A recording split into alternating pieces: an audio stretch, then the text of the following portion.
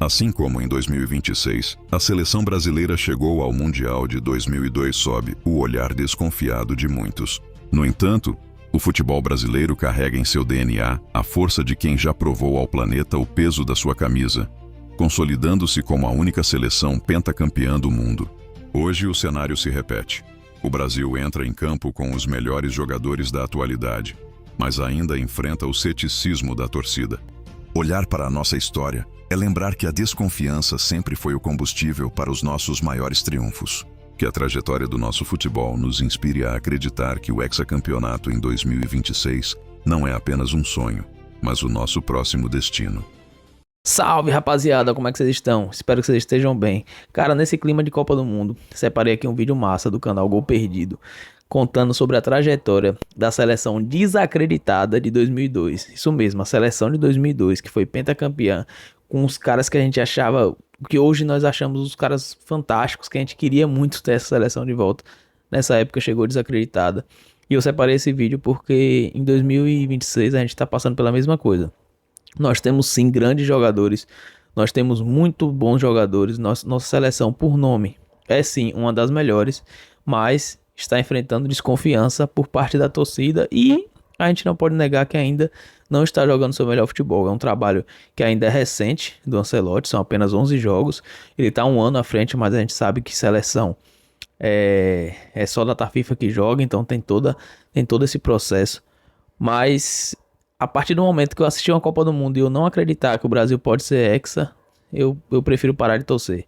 Então eu acredito até o final. Vai ser difícil, vai ser complicado, mas eu acredito sim. Então, se você chegou agora, já vai deixando seu like. Se você curte esse tipo de conteúdo, se inscreve no meu canal. Valeu? E sem mais enrolações, bora reagir aqui ao vídeo.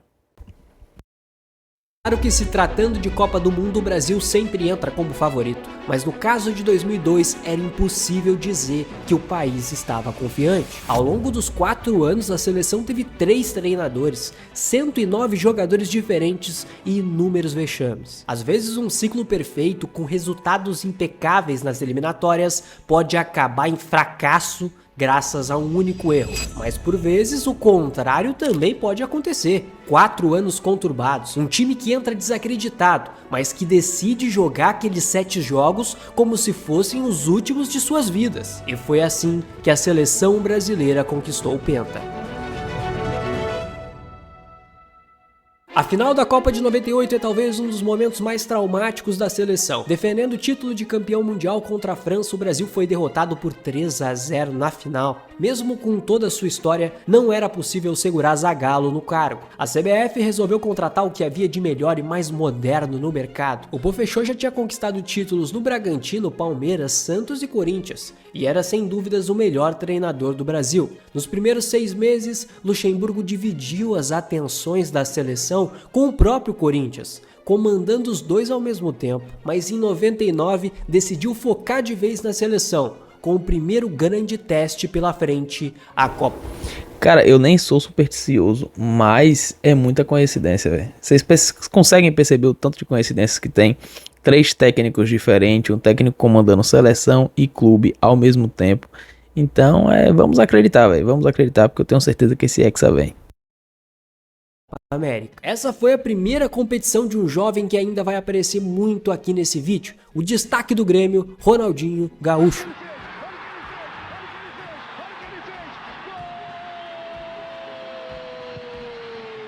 Na primeira fase, o Brasil venceu por 7-0 a Venezuela. No segundo jogo, o México por 2-1 e para fechar a fase de grupos, 1-0 contra o Chile. Chegou o mata-mata e pela frente nas quartas um clássico contra a Argentina. Com gols de Rivaldo e Ronaldo, a seleção do Lucha ganhou por 2-1. O México foi a vítima de novo nas semis. E não tem jeito, esse era o campeonato da dupla Rivaldo e Ronaldo. O Brasil atropelou o Uruguai na final, vencendo por 3-0 e conquistando o título. Segundo o Luxemburgo, ali se iniciava a era do profissionalismo na seleção, e não mais do amor à amarelinha, como acontecia com o Zagallo. Mesmo assim, as ideias inovadoras não foram suficientes para dar tranquilidade nas eliminatórias. Na estreia contra a Colômbia, empatou por 0-0 em Bogotá. As críticas aumentaram na quarta rodada, quando empatou em 1-1 contra o Uruguai no Maracanã, e pioraram ainda mais no jogo seguinte, ao ser derrotado pelo Paraguai por 2-1.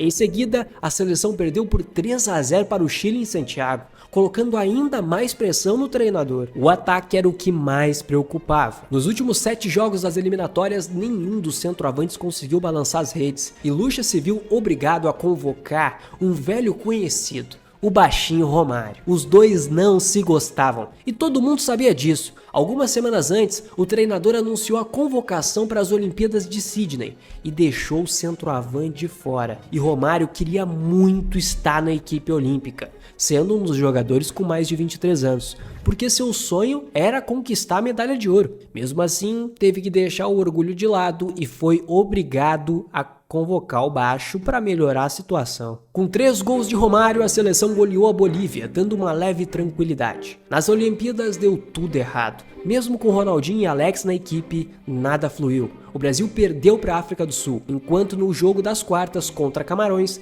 teve um dos seus piores desempenhos. Foi para a prorrogação e os africanos saíram com a classificação graças à regra do gol de ouro e com 2 jogadores a menos em campo. E Luxemburgo não podia mais continuar no cargo. A eliminação na Copa das Confederações de 99 contra o México, a má fase nas eliminatórias e principalmente a derrota nas Olimpíadas foram cruciais. Para seu lugar, a CBF decidiu voltar um pouco atrás nessa história de modernização e trouxe um treinador casca-grossa, o ex-goleiro Emerson Leão, conhecido acima de tudo por ser um cara bem explosivo. A filosofia era priorizar jogadores que atuavam no futebol brasileiro. Essa ideia resultou em algumas convocações bem bizarras, como por exemplo o volante Leomar do Sport, que entrou em campo com a abraçadeira de capitão. E se tu tá se perguntando quem é Leomar, é esse exatamente o ponto. Com a bagunça fora de campo, os resultados acompanharam. Perdeu para o Equador em Quito, empatou com o Peru em casa e foi vaiado dentro do Morumbi num jogo contra a Colômbia, onde o gol da vitória só saiu aos 40 do segundo tempo.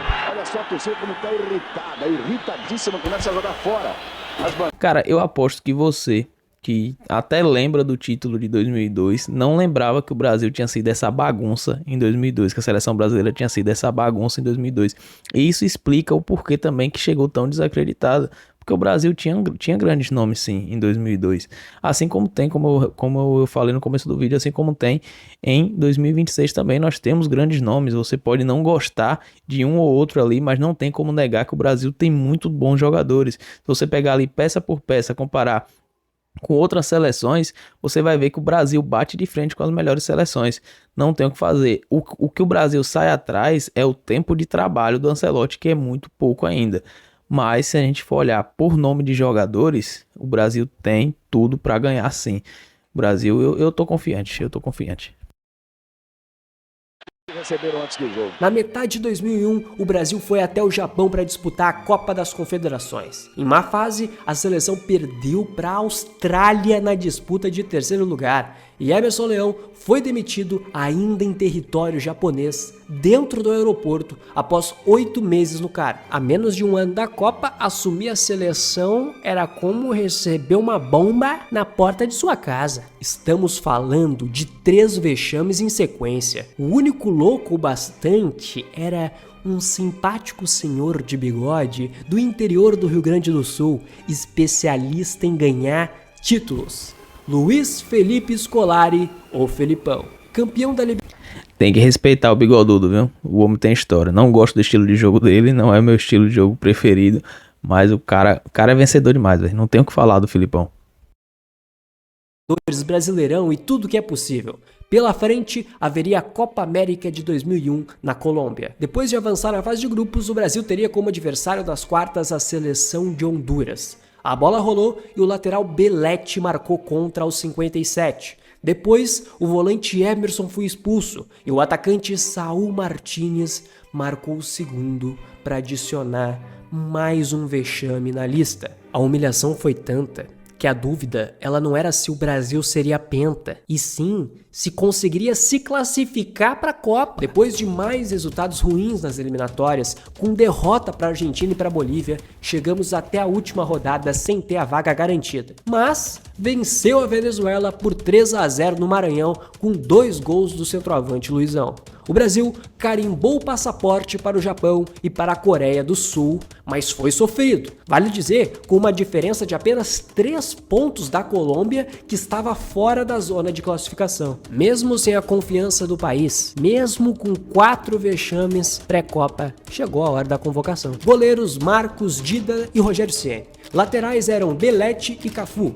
Já na esquerda, Júnior e Roberto Carlos. A lista da zaga era composta por Lúcio, Roque Júnior, Anderson Polga. O meio tinha nomes como Edmilson, Kleberson, Gilberto Silva, Vampeta, Juninho Paulista, Ricardinho e Kaká. Já o ataque era absurdo. Ronaldinho Gaúcho, Rivaldo, Denilson, Edilson, Luizão e para fechar, ele, Ronaldo, o fenômeno. Felipão Romário, que mesmo aos 36 anos ainda jogava em alto nível. E aí, agora, talvez eu vou te surpreender. Um nome chamado com muitas dúvidas foi simplesmente Ronaldo Fenômeno. Sim, depois da situação da final da Copa de 98, o centroavante precisou passar por uma cirurgia no joelho e não pôde jogar futebol por quase 2 anos. Praticamente não jogou as eliminatórias. Mesmo assim, Felipão confiou em seu potencial. E assim foi montado a família Scolari.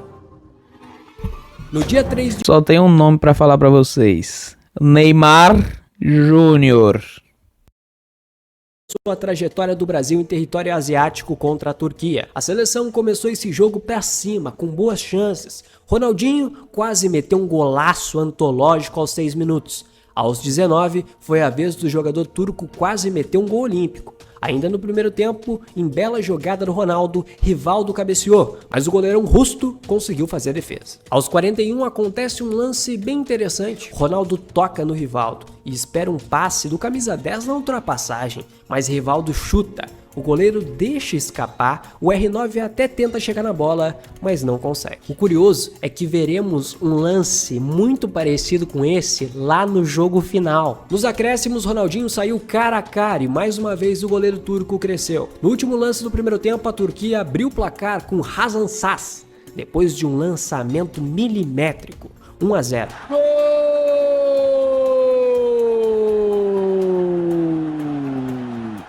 Da Turquia! A confiança que já não era grande fica menor ainda. Começar essa Copa com uma derrota seria um desastre, mas no segundo tempo começou a brilhar a estrela daqueles que seriam os craques dessa competição. Aos 4 minutos o R9 perde uma grande chance, mas logo em seguida Rivaldo cruza na área e encontra Ronaldo, que completa pro gol com um voleio com cara de voador. 1-1.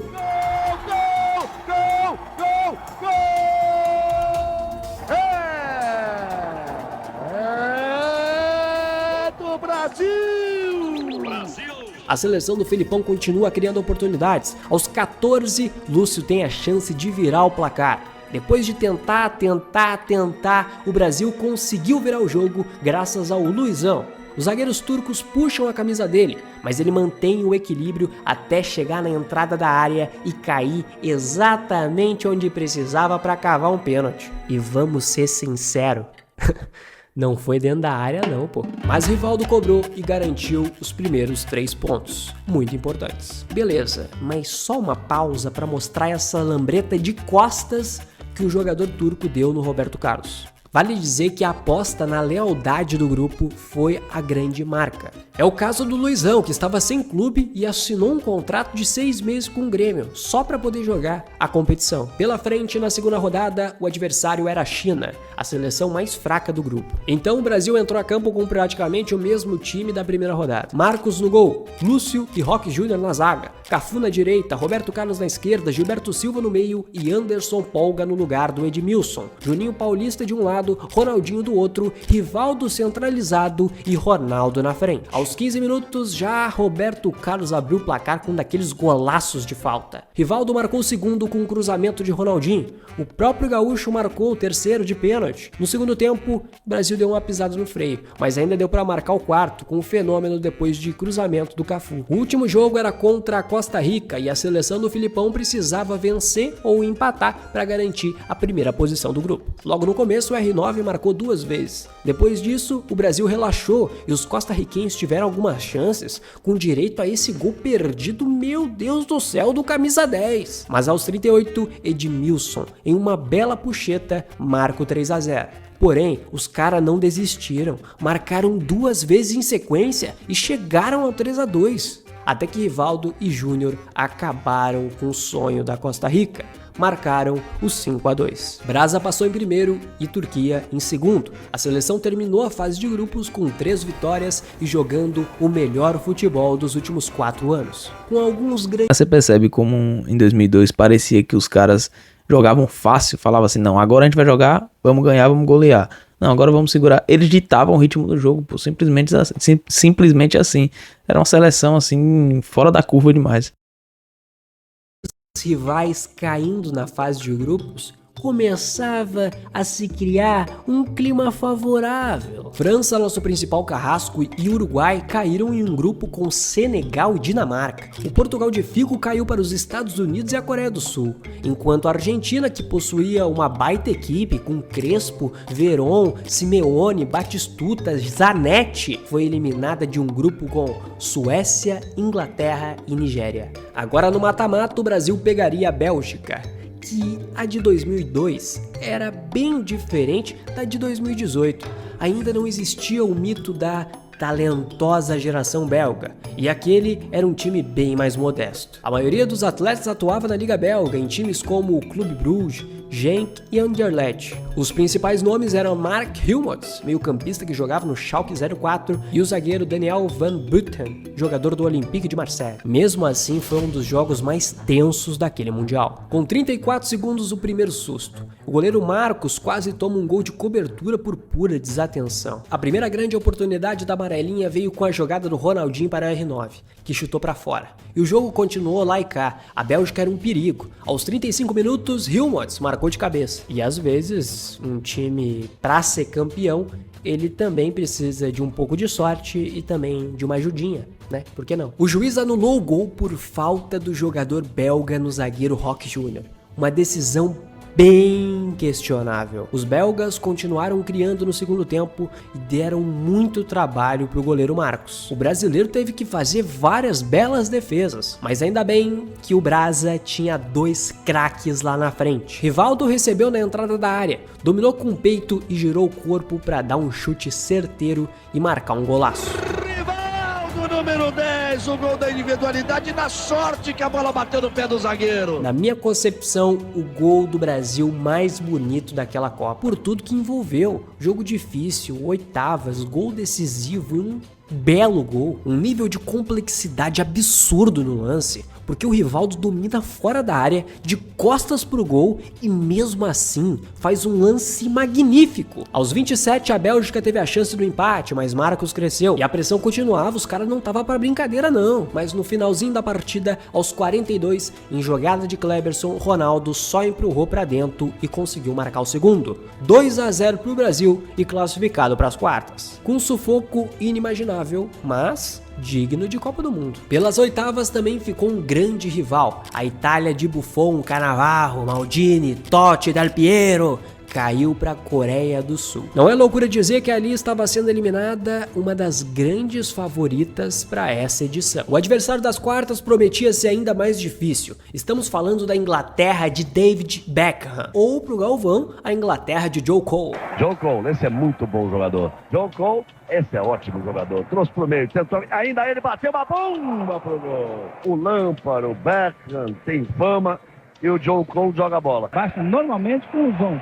Que toque do Cole. Mas antes de eu te contar como foi o restante dessa história, se você tá gostando desse vídeo e também gostou Inglaterra havia vencido a Argentina e eliminado a Dinamarca. Os ingleses possuíam uma baita equipe com Ferdinand na zaga, Scholes e Beckham no meio e Michael Owen, o atual bola de ouro, era o atacante. A base daquela seleção era formada por jogadores do Manchester United de Ferguson, multicampeão na Europa, e também do Arsenal, outro clube que reinava na liga inglesa. E se essa era a competição de Ronaldo Fenômeno, nesse jogo, pela primeira e pela única vez, passou em branco. Quem assumiu a responsabilidade foram os outros R's do elenco, Rivaldo e Ronaldinho Gaúcho. Como sempre, o Brasil começou com bastante intensidade no ataque, mas nem sempre a defesa da seleção conseguia acompanhar o mesmo nível. O Felipão usou 3 zagueiros, Edmilson, Lúcio e Raul Júnior. Não é tradicional da seleção usar essa formação, mas foi a solução encontrada para usar as habilidades ofensivas de Cafu e Roberto Carlos, ao mesmo tempo em que garantia uma boa cobertura lá atrás. Até que aos 22 minutos, Lúcio falhou e deixou a bola escapar nos pés de Michael Owen, que com facilidade tirou o goleiro Marcos da jogada e abriu o placar para os ingleses. Mas o dia especial de Ronaldinho começaria logo em seguida. Pegou a bola do meio campo, quase derrubou o inglês com uma pedalada e encontrou Rivaldo livre, entrando na área, que bateu de primeira para empatar o jogo. 1-1. No segundo tempo acontece um dos lances mais mágicos, que até hoje gera discussão. Paul Scholes faz falta em Kleberson à direita do campo, bem distante da pequena área. Os jogadores brasileiros tentam fazer a cobrança rápido, mas o juiz manda parar e pede para que a falta seja batida do local correto. O juizão nem imagina que ele pode ter dado a classificação pro Brasa nesse momento. Ronaldinho vai para a cobrança. Todos os jogadores do Brasil e Inglaterra dentro da área esperando um cruzamento. Inclusive o goleiro Seaman, que fica um pouco adiantado esperando o chuveirinho. Mas aí é que o bruxo faz suas bruxarias. Um chute que era para ser um cruzamento ou um cruzamento que era para ser um chute, não importa. O gaúcho de 22 anos encobre completamente o goleiro inglês e a bola morre dentro da rede. Muita gente discute até hoje se aquele gol foi de propósito ou Gênio, se o gaúcho deu muita sorte. Mas segundo o próprio, a Gênio, viu? Gênio, tem que... Véi, do Ronaldinho eu não duvido nada, pô. Do Ronaldinho não tem como você duvidar. O que esse cara fazia com a bola no pé, ele parecia que ele tinha um controle remoto, que ele fazia o que ele quisesse, pô. Então, se ele me falar que ele chutou no gol, eu vou acreditar, pô. Se fosse qualquer outro jogador, é igual aquele meme. Em outros casos, foi um cruzamento. Mas sendo o Ronaldinho, foi chute, pô. Não tem o que fazer, eu acredito no que ele falar. Sempre foi marcar o gol. Inclusive, já tinha reparado nessa característica do Seaman de sempre dar uns passinhos à frente. E esse gol também, já que tá passando ele, foi de propósito ou você sabia? Alguém chegou nos bastidores, nas preleções e falou, ele dá um passinho pra frente, esperando o cruzamento. Aí o Cafu, a gente sempre conversava muito, o Cafu sempre foi muito... O Cafu era paizão, né? O Cafu era paizão, né? Você liga nisso, naquele outro. E eu chutei, mas não era pra ir lá onde foi, não.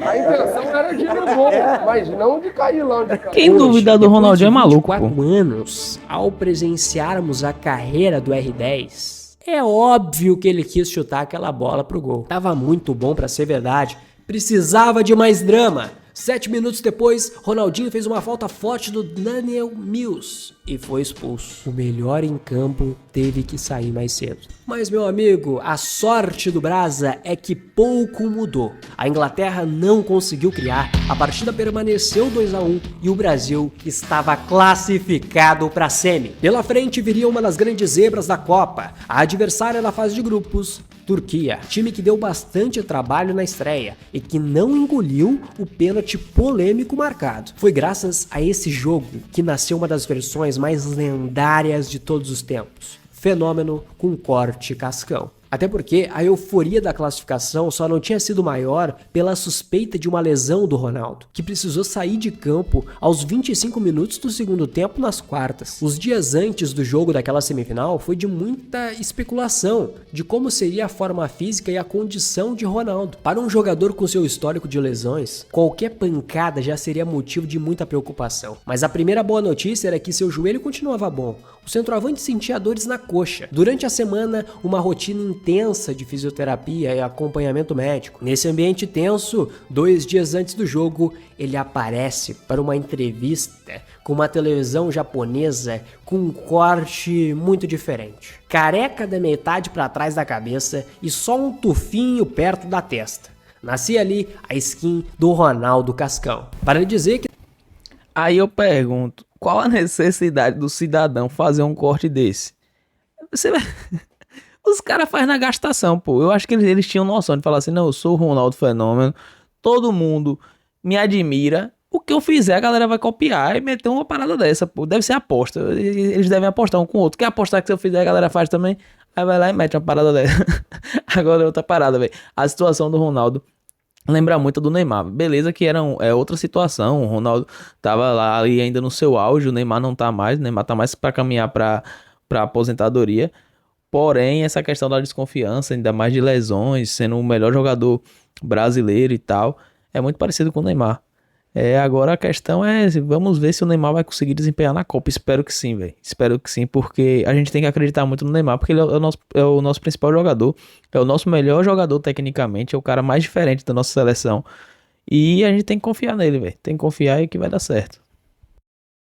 A Coreia do Sul fez mais uma vítima, eliminou a Espanha nos pênaltis. Era a grande zebra da Copa. Ou seja, de um lado Brasil e Turquia, do outro Alemanha e Coreia. Assim como na fase de grupos, a Turquia mostrou ser um adversário bem chato e fez o goleiro Marcos trabalhar bastante ainda no primeiro tempo. A base do time turco era composta por jogadores que jogavam na Liga Turca. Os artilheiros eram Mansic, do Besiktas, e Saz, do Galatasaray. Belozoglu, meio-campista, aprontava com a camisa da Inter de Milão e Davala também jogava no Milan. Então, não tinha nenhum world class, mas era uma grande equipe. O goleirão Rusto também foi bem participativo, defendendo uma finalização cruzada do Cafu a queima-roupa. Roberto Carlos também chegou com perigo. Em seguida, baita defesa do goleiro. Ronaldo pegou o rebote depois de um chutaço de Rivaldo. O roteiro do jogo seguiu assim, com o Brasil atacando e parando na muralha Rusto. Mas lá atrás, Cafu salvou, aparecendo no momento certo. Rivaldo tentava, Roberto Carlos tentava, mas ninguém conseguia superar o goleiro turco. Até que brilhou no segundo tempo a estrela do Cascão. Partindo em velocidade na esquerda, Fenômeno achou espaço no meio de 4 turcos para finalizar. A bola ainda bate no Rusto antes de entrar. Um biquinho de muita qualidade. 1-0 Brasil, depois de um gol de gênio. Se na força não estava entrando, a gente teve que contar com um toque de genialidade. A seleção brasileira teve mais chances com Edilson, que perdeu uma boa oportunidade, e com Luizão, que entrou no lugar do Fenômeno, mas não conseguiu aumentar o placar. A Turquia chegava, mas lá atrás estava Marcos, outro grande destaque na partida. Inclusive, quando falamos de 2002, o que vem na cabeça é aquele ataque surreal. Mas precisamos lembrar que nós tínhamos um baita goleiro que foi extremamente importante. No final do segundo tempo, 4 turcos tentaram correr atrás de Denilson, em uma das imagens mais clássicas daquela campanha. Sem mais sustos, o Brasil se garantiu na final. A oportunidade de voltar da Ásia com o pentacampeonato. A Alemanha passou pela Coreia do Sul nas semifinais. Chegou a vencer o Paraguai por 1-0 nas oitavas, os Estados Unidos por 1-0 nas quartas e a Coreia pelo mesmo placar. Com o goleiro Oliver Kahn, a Alemanha tinha a melhor defesa da competição, enquanto o Brasil tinha o melhor ataque. E o artilheiro Ronaldo, com 6 gols. Era impossível dizer quem era o favorito. Felipão escalou no seu esquema com 3 zagueiros. Começou com Marcos, Cafu, Roque Júnior, Lúcio, Edmilson, Roberto Carlos, Gilberto Silva, Kleberson, Rivaldo, Ronaldinho Gaúcho e Ronaldo.